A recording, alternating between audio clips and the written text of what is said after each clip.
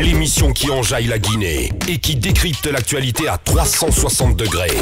Les grandes gueules. C'est aussi sur Sweet FM Guinée. Tous les jours, du lundi au vendredi à 18h. Sur la radio, It's Only It. Merci à vous qui nous rejoignez sur Espace TV, sur Kaniazik, du côté de Kindia. Vous nous écoutez sur cette radio et partout en Guinée via nos antennes, évidemment en région. À nouveau, du sable dans la cuisine interne de l'opposition républicaine. Un de ses membres, non des moindres, décide de quitter le navire.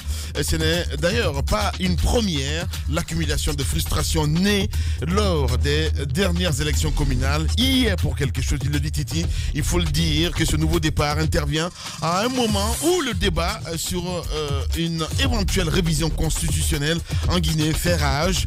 Que s'est-il passé? On pose cette question ce matin. Quelle mouche l'a-t-il piqué? Que pense-t-il du débat en cours sur la Constitution? Dr Faya Milimono, il faut le rappeler, il est président du bloc libéral. Dans la deuxième partie, il va nous rejoindre dans ce studio, mesdames et messieurs. Beaucoup de réactions ce matin, évidemment, sur nos différentes plateformes. On va y aller avec cette première réaction, évidemment, qui nous parvient à l'instant T. Bonjour les grandes gueules. Bonjour Lamine, bonjour à toute l'équipe. La ministre Mariama Sogipa, Mariama Kamara, se reproche de quelque chose. Sinon, elle n'a aucun intérêt à boycotter cette cérémonie de passation après plus de 30 ans à la tête de cette entreprise étatique. Elle n'a aucun intérêt de confondre la Sogipa comme sa propriété privée. Il y a des directeurs qui sont devenus des ministres sans bruit. Bonne journée, c'est Afamou Samakadiabi qui nous envoie ce message. Nous restons dans le sillage avec Suleiman Konaté du côté de Dubreka qui nous écrit: bonjour les grandes gueules. L'agriculture n'est certes pas la solution miracle pour résoudre tous les problèmes des jeunes, mais elle peut néanmoins contribuer à créer des emplois rémunérateurs pour plusieurs jeunes déshérités. Mais hélas, comme d'autres secteurs porteurs de croissance dans notre pays, ce n'est pas une priorité pour la gouvernance actuelle. La ministre est victime d'un réseau mafieux tapi à Sékou Touréa et conduit par Kiridi Bangoura. Je connais beaucoup la Sogipa, je suis un ex-travailleur, je ne suis pas compris avec la directrice. Je ne sais pas ce qu'il veut dire. On reste dans le sillage avec cet autre. Bonjour les grandes gueules, c'est Diallo Maki depuis Kobaya, Kinyifi. N'oubliez pas que la dame Mariama Sogipa est mise en cause en Belgique. On continue, mon cher Tamba. Voilà, il fallait quand même réagir à cette sortie de Bande Diabaté, comme on a écouté. Mais Lamine à la fin, parce que c'est assez clair ce qu'il nous dit, ce n'est pas un audit, ce n'est pas une opération de contrôle total de toute l'action de Dame Sogipa qui va être engagée. Abakar l'a rappelé, a déjà eu des activités par le passé. C'est donc une série de constatations à faire entre les déclarations qui vont figurer dans les rapports et ceux qui existent matériellement. En même temps, il est flou ce matin, Bon. Honnêtement parlant, il est vraiment flou. Il faut vraiment pas en attendre. De cette action. Déjà la démagogie commence là, quoi. Non, pas nécessairement la ministre et tout ce qu'il y a pas autour. Nécessairement la Bonne, il craque facilement. Je sais de quoi je parle. Lamine, ce qu'il y a à dire, ce qu'il y a à dire sur la sortie de Bonne, moi je n'en attends pas particulièrement. Par exemple, que s'il faut dire que ce travail de l'inspection d'État, ça va permettre qu'il y ait de la lumière sur la gestion de la dame, ce n'est pas cela. Ce n'est pas ce qui va avoir lieu. Il y aura un rapport et puis l'inspection va aller constater si ce qui est dit, par exemple dans les comptes, ce qui existe matériellement, le nombre de véhicules, le nombre d'équipements, il va falloir voir si tout cela est conforme à ce qui est déclaré. Je pense que c'est ce qui va être la mission de cette inspection-là. Toutefois, je veux souligner quelque chose qui me semble importante.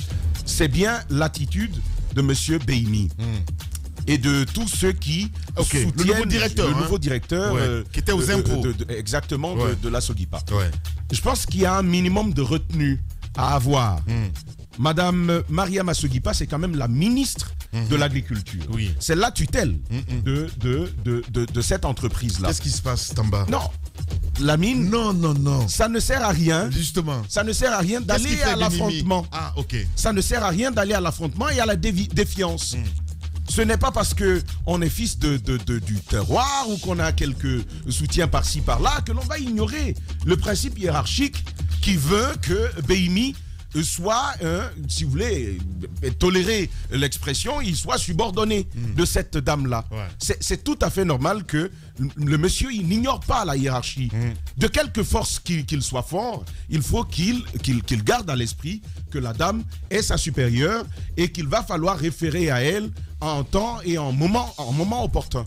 Et donc, M. Behimi, il doit le savoir. Si l'on verse dans une logique d'affrontement, de provocation, de provocation aussi, de délation par ailleurs, parce qu'il y en a aussi.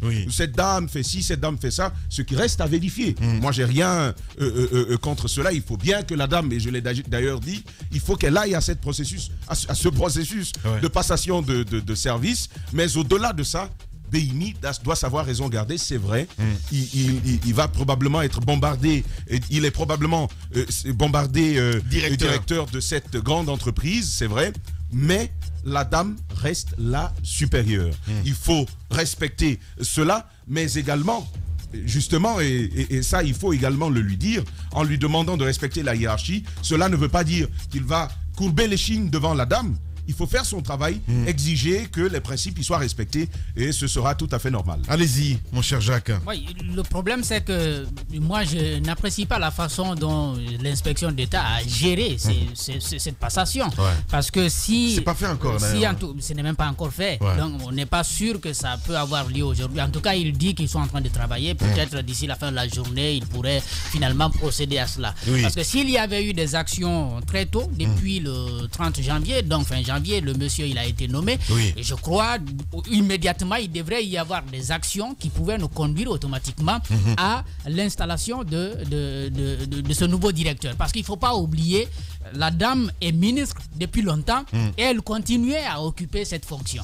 Donc je crois, de la même manière qu'on était en train de chercher celui qui allait le remplacer, on devrait travailler sur tous les aspects qui reviennent aujourd'hui, comment faire la constatation sur les comptes, l'existant, et s'il y a manque, qu'on puisse en tout cas relever tout ceci pour que aujourd'hui qu'on ne soit plus là à parler de toutes ces questions, que ce soit, disons, l'installation de ce nouveau directeur. Ça mérite d'être dit. Maintenant, le fait que l'entreprise, la société soit grande, cotée en bourse et autres, je crois, on peut bien le savoir parce que on peut le savoir, mais encore une fois, il faut dire une chose, la dame, quand elle était directrice, je crois il y avait moins de propagande autour d'elle, très réservée. Donc c'est des sociétés, à mon avis, si vous les gérez, plus vous êtes bavard, plus vous créez des problèmes. Justement. Parce que ça devient une source, en quelque sorte, une source de revenus où peut-être tout le monde, au-delà même de la ministre, où tout le monde, les personnes haut placées, justement, on a vu tellement d'exemples. En même temps, on se pose des questions. Est-ce que cette nomination, si tu veux, n'est pas politique, hein, quelque part? Ça, c'est très important. Est-ce que... Pas de question. La question, elle est très importante. Peut-être on n'aura pas la réponse aujourd'hui, mais avec le temps, on l'aura. Mais après, à écouter notre répondant, je comprends un peu la réaction de Dame Soguipa, parce qu'aujourd'hui, elle est dans une situation où elle est obligée de se battre. De se battre parce qu'elle a la conviction qu'il y a des gens qui voudraient la descendre. Donc, c'est tout à fait de bonne guerre. Et à écouter, qui veulent sa peau. Après, c'est que cette dame, moi, ce que je veux mentionner surtout, c'est qu'on n'oublie pas ce que cette dame a fait à la tête de la Soguipa. Elle s'est battue, elle a fait preuve de détermination, d'engagement. Elle a pu aujourd'hui mener cette société là où elle est. C'est très important de ne pas l'oublier. Non, Tamba. Ah non, tu me laisses parler. Vas-y. Faut pas la provoquer. C'est ce que je pense. Allez, vas-y. Désolé. On se souviendra pas de ce qu'elle a fait. Mais justement, elle a été payée. Non, elle a été payée. On va pas non plus faire table rase. On a vu des Guinéens qui sont payés à combien de millions, mais qui font encore mal le travail. Et heureusement, d'ailleurs, elle est payée et puis elle fait bien le travail. C'est pourquoi aujourd'hui on a... On n'en sait rien. Ça peut être très beau. Ça peut être très beau. Non, Tamba, je vais te laisser terminer. Mais ça peut être très beau. Ça peut être très beau. Il faut quand même savoir que la forêt peut parfois cacher des choses. Ça, il faut pas le perdre de vue. Toujours quelque chose, mais ce qu'il faut déjà voir, c'est le travail qui est présenté et c'est pas rien. Ce qu'il faut craindre aujourd'hui, c'est qu'avec ces considérations politiques, on perde cette société aujourd'hui aussi qu'on a. Parce que quoi qu'on dise, il y a des centaines de Guinéens qui travaillent là. Et si cette société meurt, mais c'est la Guinée qui va perdre encore. On a déjà perdu combien de sociétés? Aujourd'hui, on n'a que des promesses d'industrie et autres. On a peu de sociétés qui appartiennent à la Guinée. Moi, je pense qu'il faut préserver ce qui est déjà fait et de passage, avoir du respect pour le travail que cette dame a été a abattu parce qu'elle pouvait agir autrement et ça se faire beaucoup plus d'argent. Je ne dis pas qu'elle ne s'en est pas fait, mais après elle pouvait agir autrement. Aujourd'hui, il faut respecter le travail qu'elle a fait et pouvoir continuer ce travail. Deux choses, voir toi rapidement. C'est une nomination éminemment politique. Oui. Dans le sens que, pour ceux qui connaissent un peu les rapports entre M. Behimi et le président de l'Afrique, on sait que M. Behimi c'est quand même un poulain du chef de l'État. Ah bon? C'est un poulain. Titi. Bien entendu. Titi. On est bien entendu. Donc, le sortir comme ça des impôts et l'envoyer dans son village, on va dire comme ça, dans son terroir, et vous avez suivi les descriptions de Tamba, et cet accaparement qui a déjà commencé de la part des communautés sur place à Biamou, à Keke et tout ça. On dit non, c'est notre fils qui arrive. Donc, si vous voulez, c'est comme si on va vers une réappropriation des domaines. Donc, je voulais quand même apporter ces politiques parce que le président, il tient à récupérer et avoir la même mise sur Yomou, parce que Yomou, ce n'est pas rien aussi. On a vu la percée de l'UFDG dans cette circonscription à l'occasion des élections présidentielles et communales. Voilà, et en direct chez les Grandes Gueules, le président Sidya Touré. Bonjour, monsieur le président. Bonjour. Bienvenue. Alors, vous suivez cette actualité avec nous, des difficultés de passation de services au niveau de la Sogipa. Qu'est-ce que ça vous inspire? Non, franchement, je voulais dire deux mots pour éviter qu'on raconte un peu trop d'histoire à nos étudiants et élèves qui vous écoutent avec attention quand vous intervenez sur tous ces sujets-là. J'ai entendu des trucs cotés en bourse, ainsi de suite. La bourse, là, elle est où? La bourse, il n'y a pas de bourse ici. Donc la cotation ici, elle se fait ou à Abidjan ou peut-être à Paris. Donc il n'y a pas de cotation. Il faut arrêter de dire des choses comme ça qui n'ont aucun sens. Une société d'État ne peut pas être anonyme. Ça veut dire qu'elle appartient à l'État. D'accord? Et ça a un conseil d'administration normalement. Et ça a des comptes qui sont présentés chaque année. Une passation de service n'est qu'une passation de service. Quand vous avez fini de passer les services, si vous voulez faire l'audit de la société pour savoir ce qu'il y a là-dedans, vous pouvez le faire. Ce que je reconnais peut-être à cette dame, c'est d'avoir empêché qu'on dépèce cette société en morceaux. Mais comme je l'ai toujours dit, n'oubliez pas que ce qui passe, ce n'est que 8000 hectares et qu'il n'y a pas de quoi s'échauffer là-dessus. Mais surtout, arrêtons de faire ce mélange de genre, inspection, machin. Une société d'État, quand vous faites la passation de service, vous le faites. Et après, vous faites un contrôle, un audit, qui est d'ailleurs, en général, c'est géré comme une société privée. Donc les inspecteurs, les je ne sais quoi, n'ont rien à faire dans toute cette affaire-là. Ouais. Voilà. Le président Touré en direct, allez-y Mafoudia. Alors, monsieur Touré, je vous écoute et je comprends bien parce que vous estimez qu'avec tout le potentiel que la Guinée a, on pouvait mieux espérer quant à une société comme ça, mais pour le moment, c'est ce qu'on a. Quel est aujourd'hui votre regard sur tout ce qu'elle fait? Vous veniez tout à l'heure de parler de ce qu'elle a fait, de ce Sogipa, mais après, avec ces nominations qui se dessinent et en plus de ce que vous savez, quel espoir on peut garder? Comment cette société telle qu'on l'a, parce qu'on a perdu beaucoup, que cette société au moins puisse encore rester dans le temps? Écoutez, depuis 30 ans, cette société n'a que 8000 hectares. Alors, qu'est-ce que ça veut dire? Ça veut dire que ça n'a pas évolué.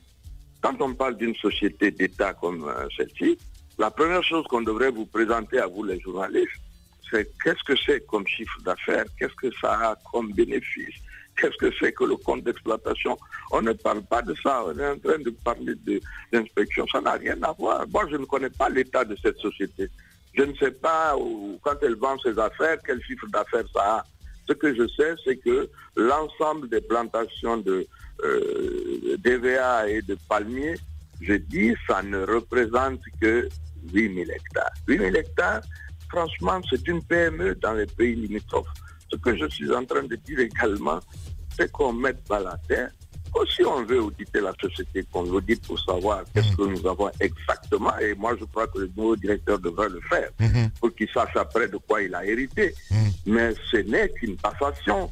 Ce n'est pas à l'occasion d'une passation qu'on lance des choses dont on parle ce matin, ça n'a rien à voir. Voilà. Le président Sidya Touré, merci beaucoup en tout cas, monsieur le président.